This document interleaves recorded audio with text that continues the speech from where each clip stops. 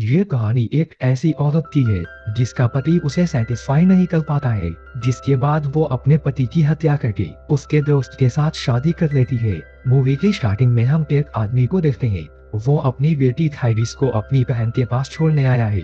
उस आदमी के वाइफ की मौत हो चुकी है और अब वो अपनी बेटी का ख्याल नहीं रख सकता। इसके बाद वो अपनी बहन को कुछ पैसे देता है और कहता है मैं जल्द ही आकर इसे ले जाऊंगा। उसकी बहन का नाम मैडम रक्लिन था। उसका कमिल नाम का एक बेटा था और कमिल हमेशा बीमार ही रहता था। वहाँ पे एक्स्ट्रा रूम नहीं होने की वजह से हैरिस और कमिल एक ही रूम में सोते थे। यहाँ आने के बाद हैरिस हमेशा अपने डैड की यादों में खोई रहती। उसे उम्मीद था कि उसके डैड यहाँ आकर उसे ले जाएंगे, लेकिन ऐसा कभी नहीं होता है। अपने डैड का वेट करते हुए हैरिस अब बड़ी हो गई थी। फिर एक दिन जब हैरिस घर के बाहर घूम रही थी तो उसे वहाँ पे मैडम का बेटा कमिल मिलता है। हैरिस कमिल से किस करने के लिए कहती है, लेकिन कमिल हैरिस के इरादे नहीं समझ पाता है और वो उसे गाल पे किस करता है। तभी वहाँ पे मैडम भी पहुँच जाती है। वो हैरिस से कहती है तुम्हारे डैड अब नहीं रहे। साथ ही वो कहती है कमिल की पेरिस में जॉब लग गई है और अब वो सब लोग पेरिस शिफ्ट करने वाले हैं। लेकिन जाने से पहले मैडम हैरिस से कहती है मैं चाहती हूँ तुम और कमिल शादी कर लो। अब हैरिस के पास कोई ऑप्शन नहीं था, इसलिए उसे ना चाहते हुए भी कमिल के साथ शादी करनी पड़ती है।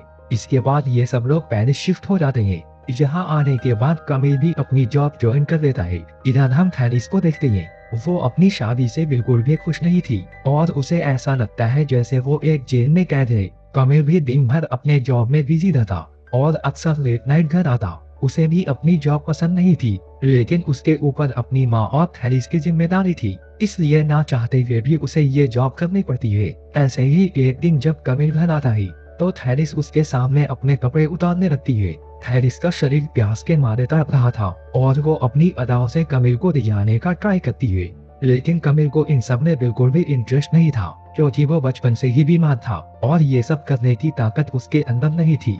फिर एक दिन कमिल अपने दोस्त लॉरेन को अपने घर पे लाता है। लॉरेन और कमिल एक ही ऑफिस में काम करते थे। लॉरेन एक आर्टिस्ट भी होता है। इसके बाद सब लोग बैठकर बातें करने लगते हैं। यहाँ पे हैरिस लॉरेन को घूरने लगती है। वो मन ही मन लॉरेन को पसंद करने लगी थी। लॉरेन भी हैरिस से इस बात को नोटिस कर लेता है। इसके बाद कमिल लॉरेन से उसकी पेंटिंग बनाने के लिए कहता है। फिर जब लॉरेन पेंटिंग बना रहा था तो हैरिस वहाँ पे आकर बैठ जाती है और लॉरेन को घूरने लगती है। पेंटिंग खत्म होने के बाद जब कमिल उस पेंटिंग को देखता है तो उसे लॉरेन की पेंटिंग बहुत पसंद आती है, लेकिन तभी कमिल को कुछ काम याद आ जाता है, जिसके बाद वो वहाँ से चला जाता है। अब कमरे में हैरिस और लॉरेन अकेले होते हैं। यहाँ पे लॉरेन हैरिस से कपड़े उतारने के लिए कहता है। क्योंकि हैरिस पहले से ही प्यासी थी, इसलिए वो तुरंत ही अपने कपड़े उतार देती है और इसके बाद दोनों एक दूसरे की प्यास को शांत करते हैं। इसके बाद से ही दोनों के बीच अफेयर शुरू हो जाता है और इन दोनों को जब भी मौका मिलता दोनों एक दूसरे के साथ जमकर मजे करते। हैरिस अक्सर कुछ न कुछ बहाना बनाकर लॉरेन के पास जाती थी और सिर्फ लॉरेन हैरिस के खेत में अपने हल से खुदाई करता। हैरिस अब लॉरेन के प्यार में डूब गई थी, लेकिन साथ ही उसे इस बात का डर भी था कहीं लॉरेन उसे छोड़ ना दे। दूसरी ओर हम कमिल को देखते हैं। उसे अब लगने लगा था हैरिस कहीं खोई खोई रहती है और उसे ऐसा लगता है हैरिस उसके पास होते हुए भी उससे दूर है। यहाँ पे लॉरेन कमिल को समझाते हुए कहता है तुम बस हैरिस के साथ प्यार करो, सब कुछ ठीक हो जाएगा। इसके बाद कमिल हैरिस के साथ प्यार करता है, लेकिन हैरिस बिल्कुल भी सेटिस्फाई नहीं होती है।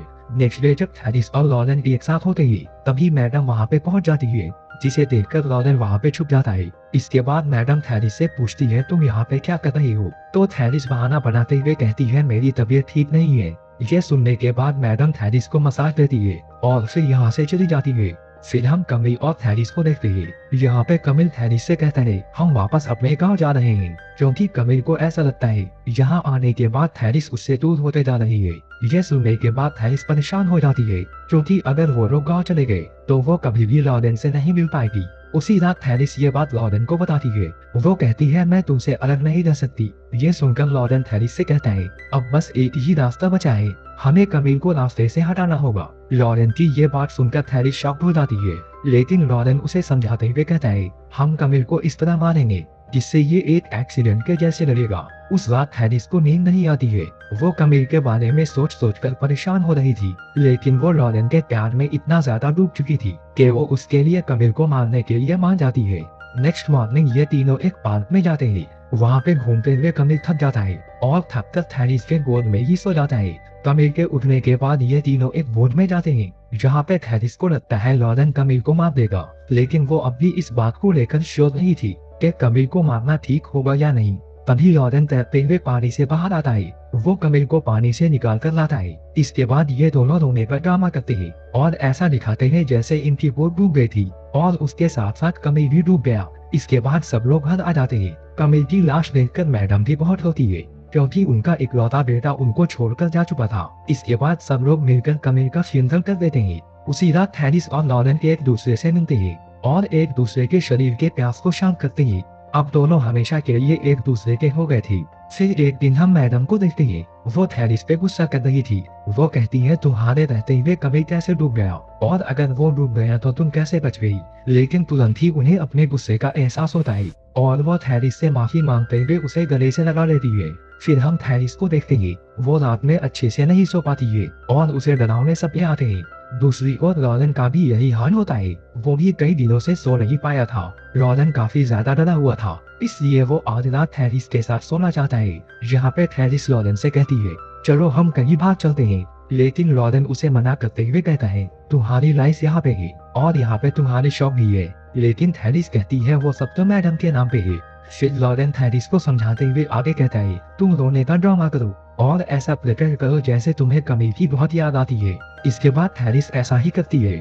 थैरिस का दुख देखकर सारे लोग मैडम को समझाते हुए कहते हैं तुम्हें थैरिस की दूसरी शादी कर देनी चाहिए, इससे उसका दुख कम हो जाएगा। साथ ही वो ये भी कहते हैं थैरिस के लिए लॉरेन परफेक्ट रहेगा। मैडम भी उन लोगों की ये बात मान जाती है और इसके बाद सब लोग मिलकर ये बात उन दोनों को बताते हैं। ये दोनों भी इस बात को मान जाते हैं और अगले दिन ही दोनों की शादी हो जाती है। उसी रात लॉरेन थैरिस से कहता है आज की रात वही रात है जिसका हम इंतजार कर रहे थे। लेकिन थैरिस इस शादी से बिल्कुल भी खुश नहीं थी और उसे इस बात का बहुत पछतावा हो रहा था कि उसने अपनी हवस के लिए अपने पति को ही मार डाला। साथ ही वो मैडम के दुख से भी काफी परेशान होती है।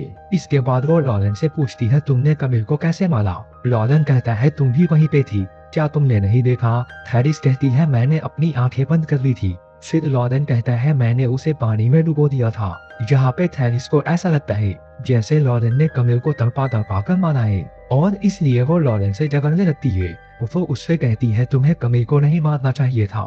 दरअसल थैरिस को ऐसा लगता है जब से इन दोनों ने कमिल को मारा है तब से इनकी लाइफ पहले जैसी नहीं रही और अब थैरिस लॉरेन के साथ बिल्कुल भी खुश नहीं है। ऐसे ही कई दिन बीत जाते हैं। मैडम अभी तक अपने बेटे को नहीं भूल पाई थी। फिर एक दिन तीनों पार्क में जाते हैं। तभी वहाँ पे मैडम को अटैक आ जाता है और वो पैरालाइज हो जाती है, जिसके बाद इन दोनों को ही मैडम का ध्यान रखना पड़ता है। यहाँ पे लॉरेन मैडम को भी मारना चाहता है ताकि उनकी प्रॉपर्टी वो अपने नाम कर सके, लेकिन थैरिस लॉरेन को ऐसा करने नहीं देती।